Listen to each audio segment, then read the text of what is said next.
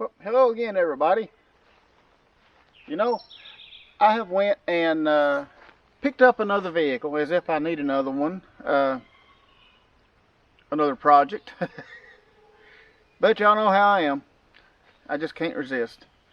But anyway, if y'all been noticing our fuel prices lately keep going up, and I think it's about time to get into some type of really fuel efficient and easier, smaller, easier to park vehicle that doesn't take up so much room, just kind of sips the gas. Well, over here I have another vehicle that I have picked up, and I think it's going to solve some of those problems.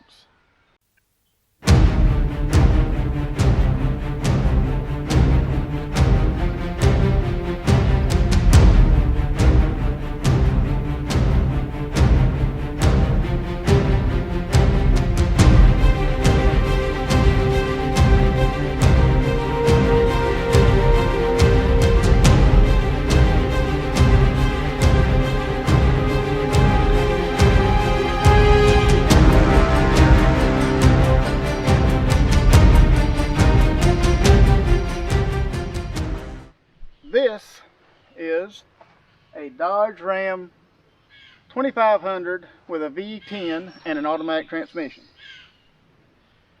I figure it should get around 40-50 miles a gallon, something like that. All joking aside, I've recently acquired this truck, and I think it will be a fine addition to the farm. Like I said, it has a V10 in it. It's the 2500, which is the heavy duty version. Got four-wheel drive. Unfortunately, it is a short bed, which it's a sport, so I guess the sport would be the short bed. I guess the extended cab part will come in handy. I've never actually had an extended cab. All of the pickup trucks that I've had in my life have all been regular cab. Personally, I think the regular cab trucks look better than the extended cab, but I guess also in my mind that extended cab part takes up room that I could be hauling something in the bed. But I mean, maybe I'll like it once I start using it. Okay, so where did I end up getting this thing? Well, this truck belonged to my son, and I traded something for this truck.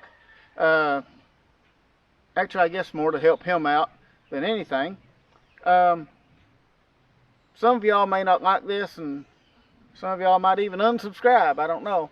But if you remember Zephyr, my schoolie, well, I have swapped Zephyr for this. And I also got the old, if you remember, we were building that food trailer, and I also got that. And what they are going to do with Zephyr is they are going to make a food truck out of Zephyr and serve, they do like desserts and stuff like that. And they're going to go to events and serve treats out of Zephyr. So,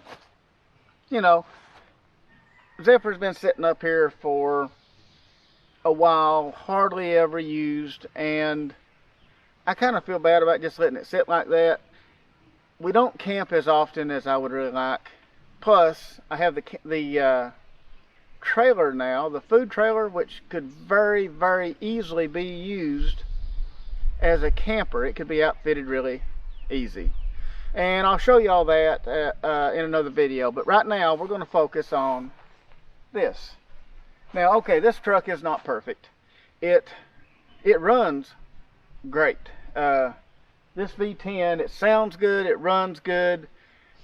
The transmission acts a little funny.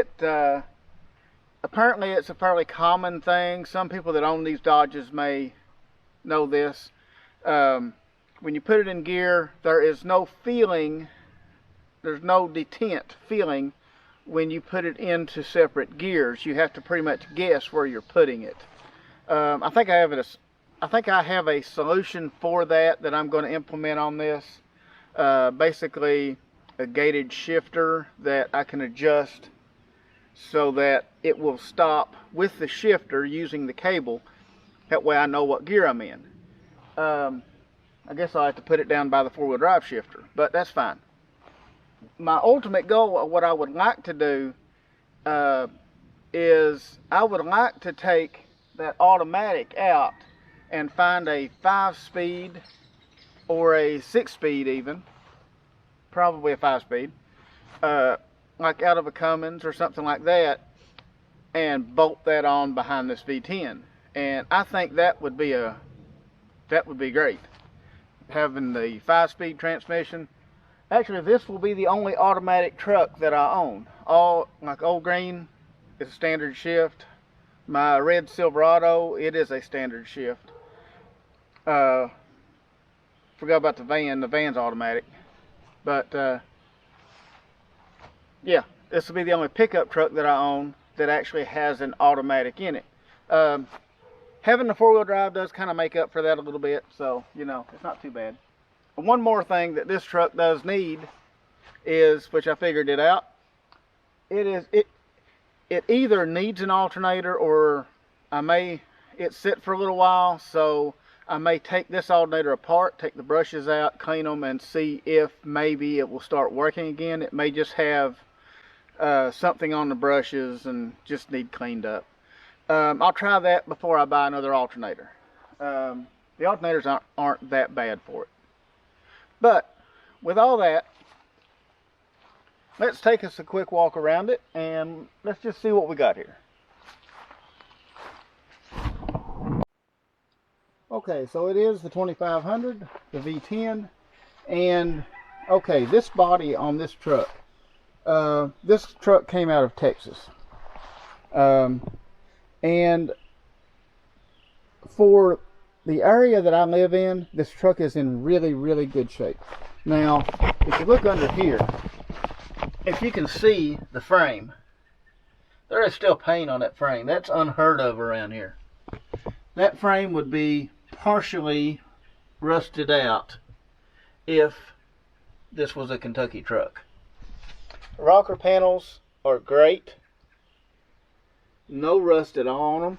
The only rust spot really is this right here, and I don't know what has caused that, but there's a little rust spot on this door. That's the only spot of rust on this truck. To me, that is amazing, because I'm used to, you know, y'all remember my Silverado when I got it. It was rusted in half. The frame was broken in half. I mean, this one is in really, there's no rust, except for that one little bit of rust on the door, but that is not bad. It's a fairly straight truck. I mean, yeah, there's dings and stuff like that, but that is fine. I like the looks of this truck. I think it's a good looking truck. And yes, there are some scrapes.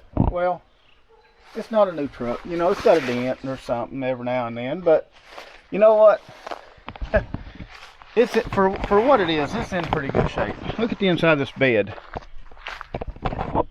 This bed's all rhino lined, or Line X, whatever you call it. And it is very well protected. This bed has not been hurt. Look at that.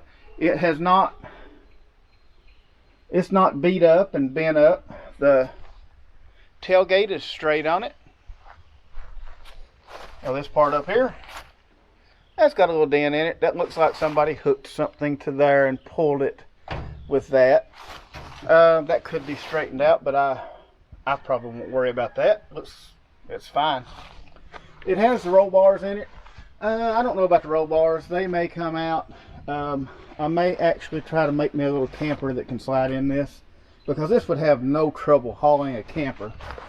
I mean, look right there. If you can see, I don't know if it's coming across on camera, those springs. This has some heavy duty suspension on it. I mean, of course it does. It's the 2500. Okay, of course, under the hood, we have the old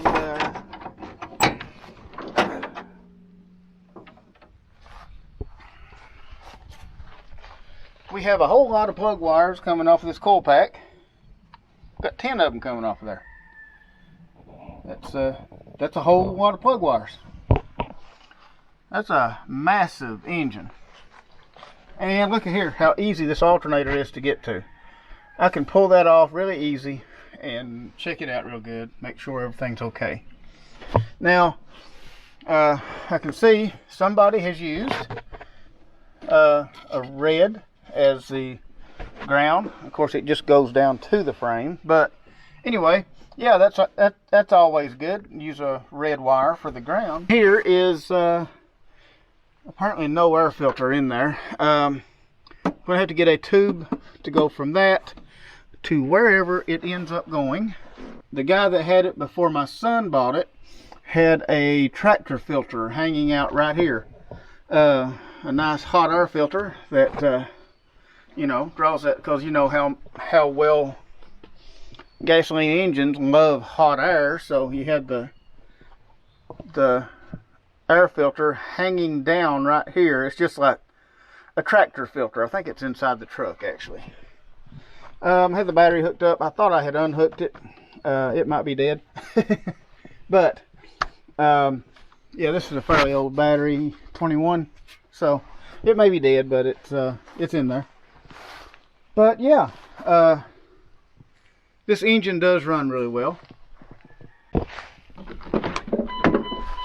I still got a little bit of battery. Okay, this is taken apart. He actually had, I think he had the steering wheel off and everything. Pull that key. I think he had the steering wheel off and everything, if I'm not mistaken. And he was working on getting to this shift linkage and stuff. Not sure exactly what all he came up with. I think he changed a piece inside of the transmission. It's like a rooster comb that has like a detent that goes in between the different gears. And apparently that is a common failure on these. It turned out that it is still really, really loose feeling. So, like I said, it had set for a little while.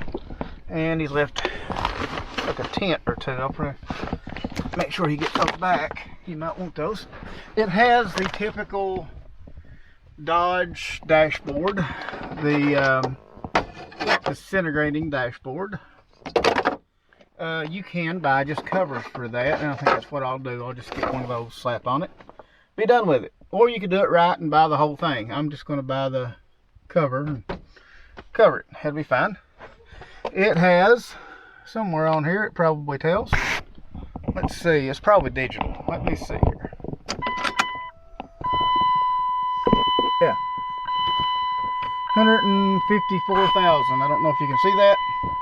154,000 miles. Okay. Let's see what she sounds like here.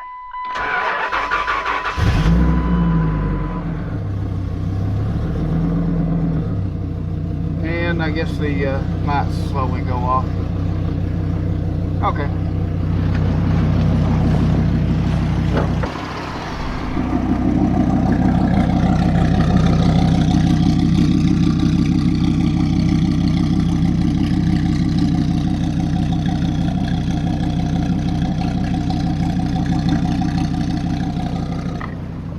That just has steps on the, it's got a step on the side. That is very good for this tall truck, especially when you're a little older like me. Okay, so let's put it into, well, with the glare on the dash, you can't see it right now, but I can see it. Okay. Right now it says it's in neutral, but I do believe, yeah, there's a reverse in there somewhere.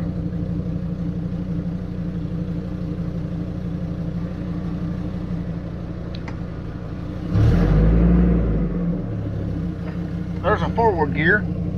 I think that's drive, but it is way down on the tube. Okay, so let me see if I can find. There's neutral. It actually says neutral, but it goes all the way to drive. I think there's some slack. There's reverse. It still says neutral. So yeah, the transmission shifter and all that needs some work.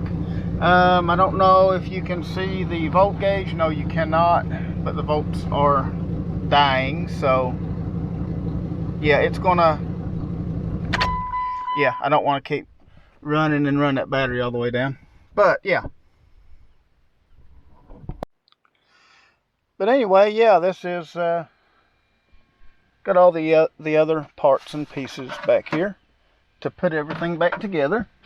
The inside of the truck seems like it's in pretty good shape.